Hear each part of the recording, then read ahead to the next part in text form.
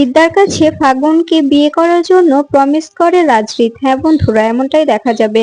বিস্তারিত জানতে ভিডিওটিতে লাইক দিয়ে চ্যানেলটি সাবস্ক্রাইব করে দেখতে থাকুন। গল্পের শুরুতেই দেখা যাবে বিদ্যার কাছে রাজরিত এলে তখন বিদ্যা রাজরিতকে ফিরিয়ে দেয়। তখন দেখা যায় রাজরিতের বোনেরা বিদ্যাকে বলতে থাকে, জানো কি, আমাদের দাদা ভাই না তোমাকে অনেক ভালোবাসে, অনেক অনেক ভালোবাসে, যে ভালোবাসা তুমি কোথাও পাবে না। এরকম করে এই ভালোবাসাকে মাটিতে মিশিয়ে দিও না। তুমি কিন্তু এটা চাইলেও আর পাবে না, বুঝতে পেরেছো? তখন বিদ্যা এই কথাগুলো শুনে অনেক কষ্ট পায়। এরপরে দেখা যায় রাজরিতের বোনেরা বিদ্যাকে বলতে থাকে, একবার ভেবে দেখো। এরপরে দেখা যায় রাজরিতের অন্য বোন বলতে থাকে, শোনো, তোমাকে যে ভালোবাসা আমাদের দাদা ভাই বাসে, এ ভালোবাসা তুমি কোথাও পাবে না। আমার কি মনে হয় জানো, শেষমেশ তোমাকে আমাদের বাড়িতেই যেতে হবে, আমার দাদা ভাইয়ের ঘরে যেতে হবে তোমাকে। তুমি এটা মিলিয়ে নিও। এই বলে সবাই চলে গেলে তখন অঞ্জলি বিদ্যাকে বলতে থাকে, ম্যাম, আপনি আপনি এভাবে স্যারকে বারবার ঘুরিয়ে দিচ্ছেন কেন? ওনাকে আপনি আপনি আপন করে নিলেই তো পারেন, ওনার সঙ্গে তো আপনার বিয়ে হয়েছে, তাই না? তখন বিদ্যার চোখে পানি দেখে অঞ্জলি বলতে থাকে, আপনি কাঁদছেন? তখন বিদ্যা বলতে থাকে, জানো, বায়োলজিটা অনেক কঠিন। আমি তোমাদের পড়িয়েছি না বায়োলজিটা যে কি কঠিন সেটা যে যে যে পড়ে সেই বুঝে, বুঝতে পেরেছো? জানো আমি কতটা দোটানার মধ্যে পড়েছি। আমি আর সহ্য করতে পারছি না, কিন্তু কি করব বলো, আমাকে সহ্য করতে হবে। আমি কিছুতেই সহ্য করতে পারছি না। চারদিক থেকে আমাকে ঘিরে নেওয়া হয়েছে। এদিকে আমার ভালোবাসা, ওইদিকে আমার বোন, আর ওইদিকে আমার বাবা আমার সঙ্গে ডিল করেছে, জানো, উনি এক মেয়ের জন্য আরেক মেয়ের সঙ্গে ডিল করতেও দুবার ভাবেনি। তাই আমাকে আমাকে এই ভালোবাসা গ্রহণ করা যাবে না। আমাকে যত যা হয়ে যাক শক্ত হতে হবে। আমি কিছুতেই নরম হব না। আমি এসবের সঙ্গে স্যাক্রিফাইস করব না। আমি এসবের সঙ্গে কোঅপারেটও করব না। আর তোমরা কিছু মনে করো না। তোমাদের ম্যাম সবসময় স্ট্রং ছিল, স্ট্রংই থাকবে। এরপরে দেখা যায় রাতে অঞ্জলি চলে গেলে তখন বিদ্যা বসে বসে বই পড়ছে। ঠিক তখনই দরজায় নক করলে তখন বিদ্যা বলতে থাকে, কে এলো এত রাতে? আসছি, একটু দেরি করুন। এরপরে দরজা খুলে বিদ্যা তার বাবাকে দেখে অবাক হয়ে যায় আর খুশি হয়ে যায়। বলতে থাকে, বাবা, তুমি এসেছো, তুমি আমার বাড়িতে এসেছো, আমি যে কতটা খুশি হয়েছি। তখন দেখা যায় বিদ্যার বাবা বলতে থাকে, বাইরে থেকে কথা বলবে, ভিতরে ডাকবে না? ভিতরে গিয়ে কথা বলি। এখানে কথা শেষ করলে তবে ভিতরে গিয়ে আর কি করব? তখন বিদ্যা বলতে থাকে, হ্যাঁ হ্যাঁ, ভিতরে এসো। এরপরে বিদ্যা তার বাবাকে ভিতরে নিয়ে এসে বলতে থাকে, তুমি বসো, আমি তোমার জন্য চা করে আনছি। তখন বিদ্যার বাবা বলতে থাকে, আমার চায়ের প্রয়োজন নেই। তখন বিদ্যা বলতে থাকে, বুঝতে পেরেছি, তোমার বাড়িতে অনেক দামি চা, এখানে রাস্তার ফুটপাতের কম দামে চা, এর জন্য খেতে চাইছো না?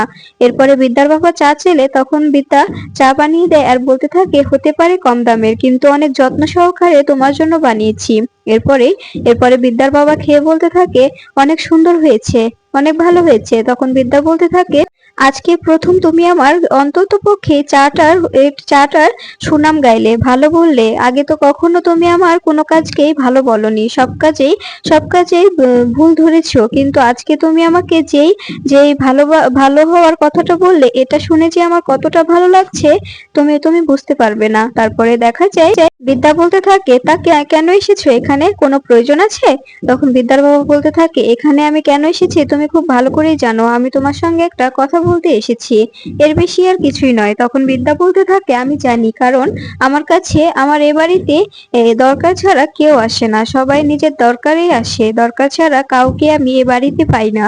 তখন দেখা যায় বিদ্যার বাবা বলতে থাকে, এত কথা কথা বলে সময় নষ্ট না করে যে কথা বলতে এসেছি সে কথাটা শোনো। তুমি যে আমাকে কথা দিয়েছিলে সেই কথাটা রাখতে পারবে? না পারলে এক্ষুনি বলে দাও, আমি বুলডোজার নিয়ে এসে তোমার ওই হোস্টেলটা গুড়িয়ে দেব। তখন দেখা যায় বিদ্যা বলতে থাকে,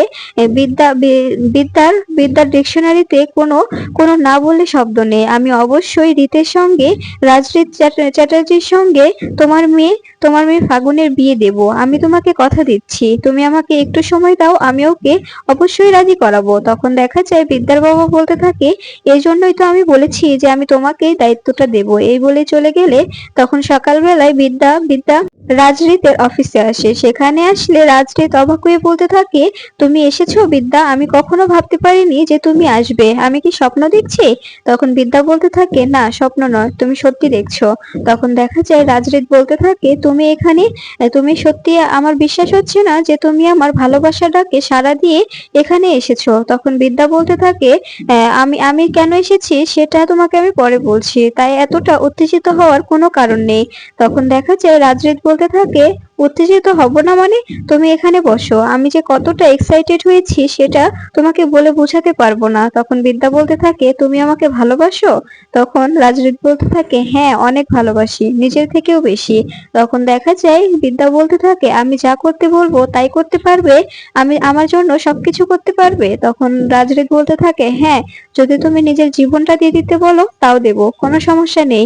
কিন্তু আমি তোমাকে অনেক ভালোবাসি, তোমার ভালোবাসার প্রমাণ দিতে যদি আমার নিজের জীবনটা দিতে হয় আমি দিতে রাজি আছি। তখন বিদ্যা বলতে থাকে, নিজের জীবন দিতে হবে না, শুধু আমি যেটুকু চাই সেটুকু পেলেই হবে। তখন রাজরিত বলতে থাকে, তোমার কি চাই তুমি আমাকে বলো, শুধু একবার বলো, তোমার যেটা চাই আমি তোমাকে দেব। তখন বিদ্যা বলতে থাকে, জানো ছোটবেলা থেকে আমার থেকে সবাই সবকিছু চেয়েছে, আমি শুধু দিয়েই গেছি। কখনো এমন হয়নি যে আমি কিছু একটা চেয়েছি সেটা আমাকে কেউ দিয়েছে, তাই বিশ্বাস হয় না। তুমি আমাকে সত্যি বলছো, আমি যেটা চাইবো তুমি আমাকে দেবে? তখন রাজরিত বলতে থাকে, হ্যাঁ দেব, তুমি কি চাও আমাকে শুধু একবার বলো। তখন বিদ্যা বলতে থাকে, তবে প্রমিস করো। এরপরে এই বলে বিদ্যা হাত বাড়িয়ে দিলে তখন রাজরিত বিদ্যার হাতে হাত রেখে বলতে থাকে, আমি প্রমিস করছি তুমি যেটা চাইবে আমি তোমাকে সেটাই দেব। তাই ঠিক তখনই বিদ্যা বলে ওঠে, ফাগুনকে বিয়ে করতে হবে তোমার। এই কথাটা বলা মাত্রই রাজরিত অবাক হয়ে যায় আর বিদ্যার হাতটা ছেড়ে দেয় আর বলতে থাকে, এটা কিছুতেই পারবো না আমি, এটা এটা কিছুতেই হবে না।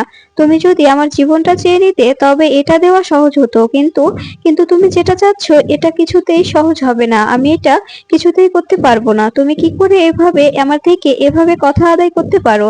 এটা এটা এভাবে কথা আদায় করার কোনো রাইট নেই তোমার, তুমি কিছুতেই পারো না। তখন বিদ্যা বলতে থাকে, তুমি যদি আমাকে সত্যি ভালোবেসে থাকো, আমার জন্য যদি সবকিছু করতে পারো, তবে এটুকু করলে আমি বুঝবো তোমার ভালোবাসা সত্যি। আর যদি না করো তবে বুঝবো যে তুমি সবটাই মিথ্যে বলছো, তুমি আমাকে ভালোবাসো না। তখন রাজরিত বলতে থাকে, আমি তোমাকে ভালোবাসি বিদ্যা, কিন্তু কিন্তু তুমি এটা কি করে বলছো যে আমি ফাগুনকে বিয়ে করব? আমি ফাগুনকে বিয়ে করতে পারবো না, বোঝার চেষ্টা করো। তখন বিদ্যা বলতে থাকে, আমার কাছে আমি এটাই চাই, আর এটা যদি তুমি করতে না পারো তবে ভাববো যে তুমি আমাকে ভালোবাসো না। তখন রাজরিত বলতে থাকে, এটা পাইলে তুমি খুশি? তখন বিদ্যা বলতে থাকে, হ্যাঁ আমি খুশি। এরপরে দেখা যায় রাজরিত বলতে থাকে, ঠিক আছে তুমি যেটা চাইছো সেটাই হবে। ঠিক তখনই বিদ্যা রাজরিতের কাছে হাত জোড় করে বলতে থাকে, অনেকগুলো স্টুডেন্টের লাইফ লাইফ সেভ হয়ে গেল জানো, অনেকগুলো স্টুডেন্টের ভবিষ্যৎ নষ্ট হয়ে যাচ্ছিল শুধুমাত্র এই বিয়েটার কারণে। এই বলে বিদ্যা যেতে যাবে ঠিক তখনই রাজরিত বলতে থাকে, তুমি যেহেতু আমাকে এভাবে কথা দিলে আমার থেকে, তাই তোমাদের কাছেও আমার একটা শর্ত আছে। এরপরে বিদ্যা বিদ্যা কলেজে এলে তখন একটি ছেলে বিদ্যার সঙ্গে অসভ্যতম করতে থাকলে তখন বিদ্যা তাকে থাপ্পড় মারে। ঠিক তখনই রাজরিতের বাবা এসে বলতে থাকে, প্রফেসর বিবি আপনি কলেজের ভিতরে এভাবে স্টুডেন্টদের মারতে পারেন না। তখন বিদ্যা বলতে থাকে, ওরা আমার সঙ্গে অসভ্যতম করছিল, আমি ওদের টিচার, কিন্তু ওরা আমার সামনে যেভাবে অসভ্যতম করছিল সেভাবে অসভ্যতম করলে ওদেরকে শাসন করার অধিকার আমার আছে।